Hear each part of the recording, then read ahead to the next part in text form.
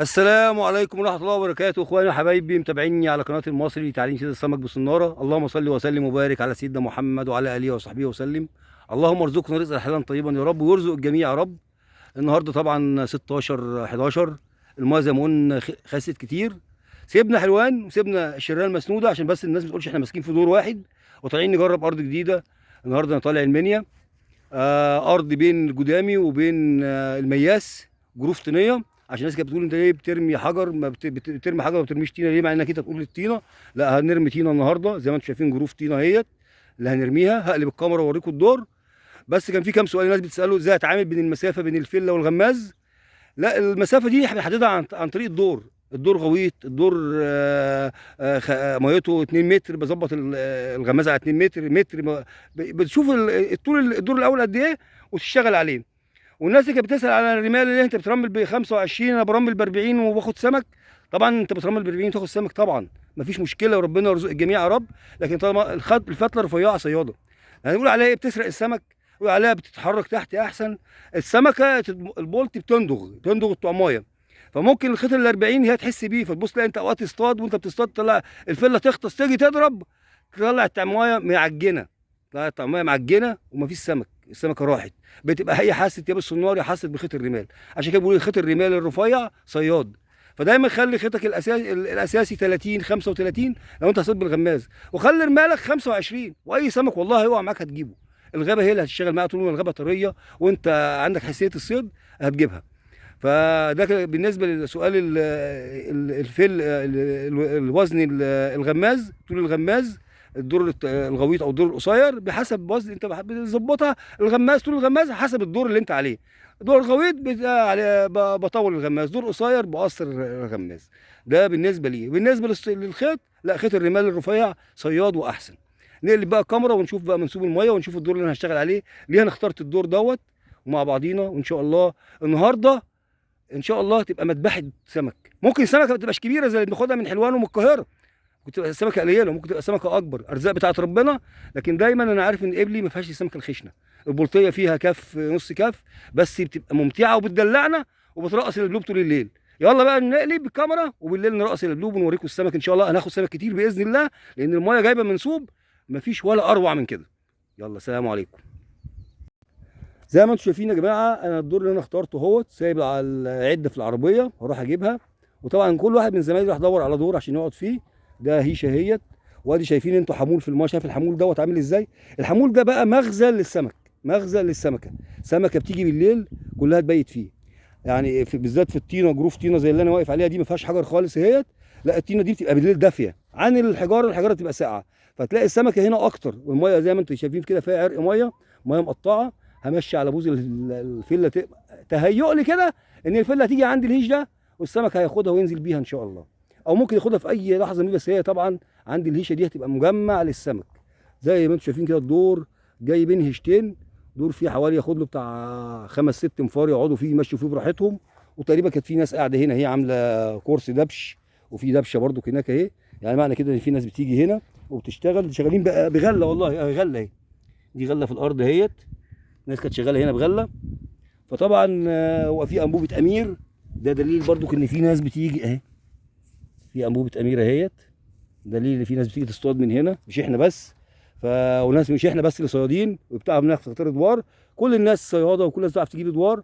لكن هو الدور في حد ذاته ممتع، وان شاء الله يكون فيه خير كتير. وممكن مركب تيجي تربط فيه من المراكب اللي هي بتوصل للناس يبقى احسن واحسن. ما جاتش، لا، هنقعد وننسجم وناخد سمك ان شاء الله ونفرجكم عليه. تحياتي ليكم. اهم حاجه نحسن النيه، هنلاقي السمكه مستنيه. تحياتي ليكم، اخوكم محمد المصري. بالليل بقى نتمتع مع بعضينا، اروح اجيب عدتي واشرب شاي وننصب قعدتنا. اول استفتاح يا رجاله اهو. لسه النهار طالع اهو. لسه النهار طالع، اول استفتاح اهو. بالصلاه على النبي شكلها كده النهارده هنرقص اللبلوب كتير قوي ان شاء الله. يلا نشتغل بقى ونوريكم ان شاء الله باذن الله، ونشرح كل حاجه واحنا شغالين باذن الله. صلاه النبي يا رجاله اهو. سنة شويه اهو. بالصلاه على النبي اهو.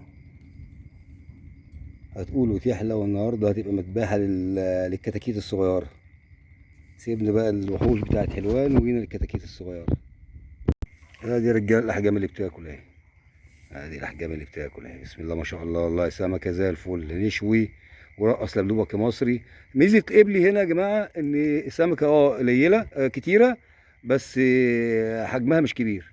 ميزه القاهره سمكه قليله بس حجمها كبير. فهنا بيبقى محتاجين يوم ان احنا ننزل كده نرقص فيه اللبلوب ونستمتع، سمكه ورا السمكه، سمكه ورا السمكه كده على طول. وان شاء الله نعمل كميه كبيره ونوريها لكم في الاخر باذن الله. كل فتره كده نوريكم العياشه باذن الله. الاحجام بتزيد واحده واحده يا رجاله. ادي الاحجام اهي بتزيد واحده واحده، ان شاء الله تبقى زي الفل باذن الله. هتبقى سهره الموسم باذن الله. هنرقص لبلوبك ونمشي ونسد على الحوش وناخد سمك. يا رجاله شويه السمك اهمت. الساعه 8 اهي، هنقل على دور تاني نشوف سمكايه احسن من دي شويه. ونبص كده برضه على الارض تاني شويه السمك اللي خدناهم. الساعه 8 لسه بتاكل بس الشرايه مش عجباني، شرايه رفيعه. يبقى نشوف شرايه اكبر منها شويه. يا جماعه السمك اللي بياكل سمكه شحه قوي حتى في قبلي، يعني اللي كنا بننزل نغرف منها سمكه شحه جدا جدا جدا جدا. كل فين وفين لما تضرب شرايه تضرب جوز. الله دينا بنتسلى وخلاص، سهره وهتعدي. البحر نزل خالص، البحر من جهه البحر نزل خالص، بس هي السمكه قليله، السمكه قلقانه، السمكه خايفه.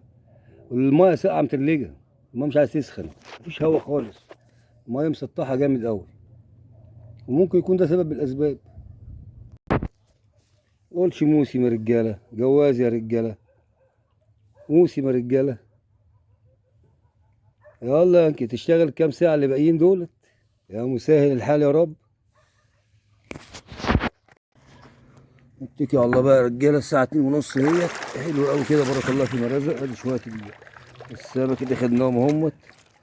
العمليه مش مجازيه النهارده. طبعا احنا في قبلي بناخد قد كده 10 مرات، لكن كده السمكه بتاكل بدلع. شويه السمك اهمت كده، السمكه بتاكل بدلع. ونتكي على الله، احسن نمشي بدري بدري ونزق شريره رفيعه ومش مستاهله، يبقى القاهره احسن. احنا جربنا عشان نقول للناس السمكه بتاكل بالمحايله.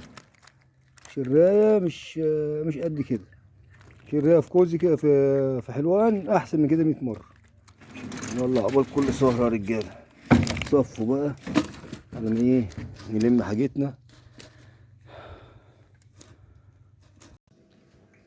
السلام عليكم ورحمه الله وبركاته، اخواني وحبايبي متابعيني على قناه المصري تعليم صيد السمك بالصناره، وعلى جروب صيد السمك غيه في احسن النيه. طبعا دي سهره 16/11، كنا في المنيا ما بين قدامي وما بين الشيخ مياس على جروف طينه.